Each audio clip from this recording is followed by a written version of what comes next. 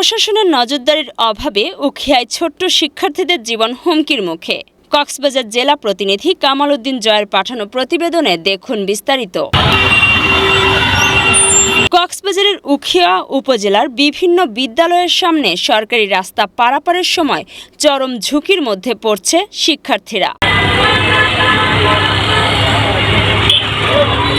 টমটম, সিএনজি ও অন্যান্য যানবাহনের বেপরোয়া গতিতে চলাচলের কারণে প্রতিনিয়ত দুর্ঘটনার আশঙ্কা তৈরি হচ্ছে।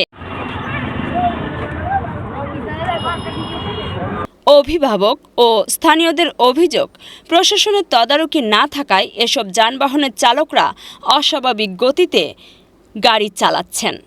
এতে ছোট ছোট শিশুরা বিদ্যালয়ে যাওয়া আসার সময় জীবনের ঝুঁকি নিয়ে রাস্তা পার হচ্ছে। অনেক সময় স্কুলের সামনে হঠাৎ দ্রুতগতির টমটম, সিএনজি চলে আসায় শিশুরা আতঙ্কিত হয়ে পড়ে। এ অবস্থায় অভিভাবকরা দ্রুত কার্যকর পদক্ষেপ নেওয়ার দাবি জানিয়েছেন।